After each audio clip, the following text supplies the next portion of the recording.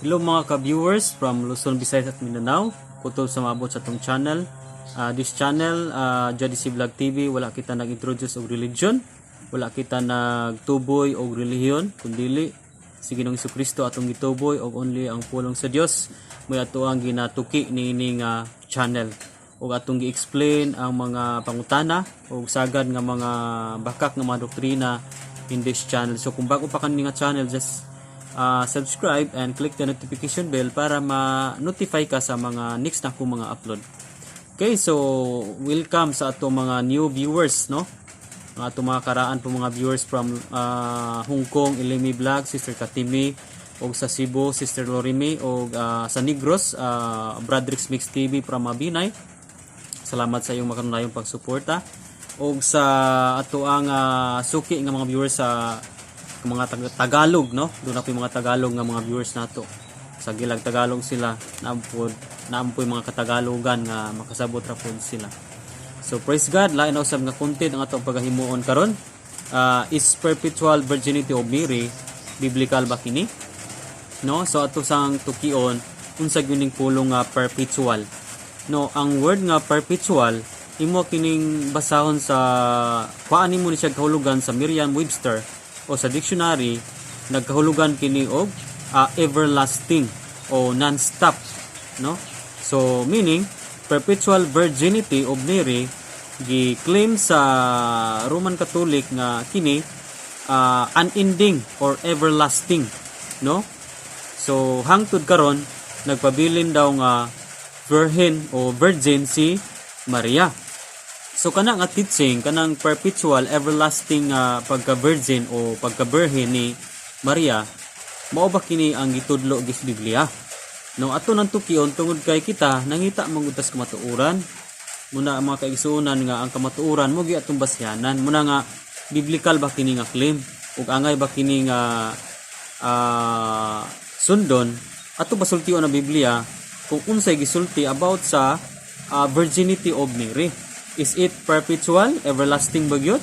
Or non-stop bagyod ang iyang virginity? Or adunay kinutuban ang iyang pagka-birhen? Doon tay teksto sa Biblia o verses nga tuang gamiton sa pagtuki, pagtubag nining mao nga pangutana. Okay?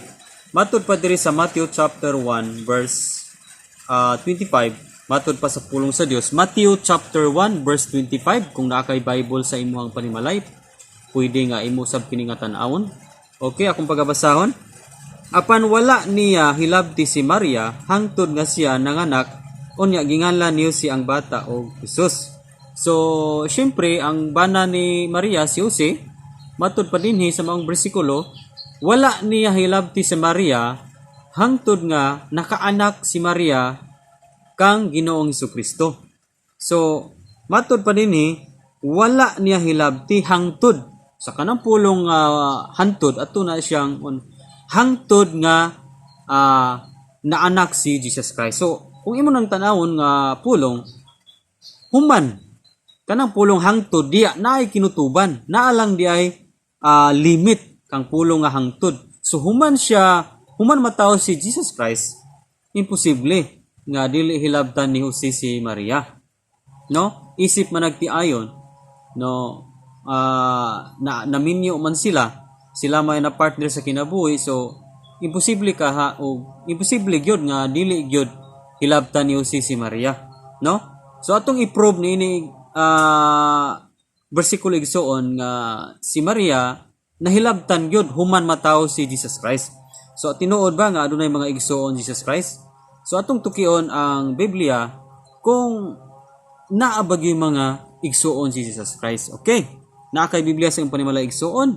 Marcos chapter 6 o Marcos 6 versikulo 3. Matud pa dinhi, dili ba siya mauman ang panday nga anak ni Maria ug igsuon nila ni Santiago, ni Jose ug ni Judas ug ni Simon?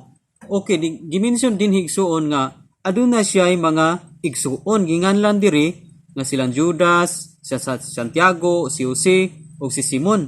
Unya, dili ba ang iya mga igsong babae, ani aman din ni magpuyo? Tungod niini, wala mo tahod kaniya ang mga tao.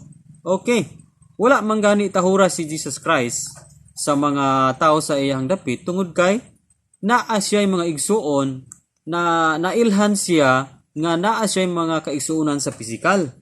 Munang tungod sa nakita sa mga tao sa iyang palibot nga naa siya mga igsuon, wala siya pagatuuhi. So kining pulong nga perpetual virginity of Mary is unbiblical. Dili kana siya biblical tungod kay atong nasuta dinhi nga si Maria na ay kinutuban ang iyang pagka-virgin, no? Sa wala pa na sa dihang natao pa si Jesus, sa wala pa natao si Jesus or natao na si Jesus, no, virgin pagud to siya ato. Apan after natao si Jesus, no, nidako na si Jesus, no, gimanghura na gyud pud to. No, gihilabtan na pud to ni Jose. That's why naa sa mga igsuon nga si Jose, Santiago, Judas og Simon. Unya na pagay sa mga igsuon pud nga mga babae. So dili ta mo believe anang perpetual virginity of Mary. Nga kanang meaning sa perpetual, everlasting o walay kinutuban nga pagka-birhen. Munang gitawag gihapon nila karon og birhen. Pero ang tinuod, dili na gyud virgin si Maria. Naay kinutuban ang iyang pagka-virgin. No, katong pulong nga hangtod. Okay, so muna atong tubag sa ato ang pangutana. Is it biblical? No. Kung imong tanawon isuon sa duha ka bersikulo nga atong gituki, ma-prove nato nga si Maria dili gyud nato matawag og perpetual. No?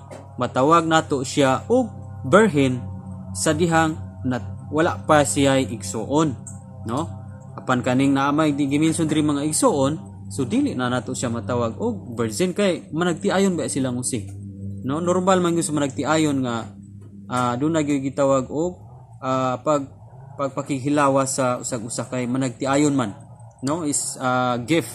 Ang marriage is a gift, no, sexual is a gift of marriage. Muna nga dili ta mo bilib anang word nga perpetual. Si Maria dili siya perpetual, no, so it is unbiblical, dili siya biblical. So God bless sa imuhang pag-tan-aw ni nga video. Glory to God. Ang pulong ra ato ang gi-explain, no, wala ta nag daot kundili ato rang gi-prove kay kinahanglan magyud nga ang pulong sa Dios may ato ang mapatigbabaw. Dili gud ta mo dali-dali og tuo kung sulti ra sa tao. Ang Biblia may atong pasultion, no, kay ang pulong sa Dios may maghatag nato og kagawasan. Kung may balo kita sa kamatuoran, ang kamatuoran may maghatag nato og kagawasan. God bless.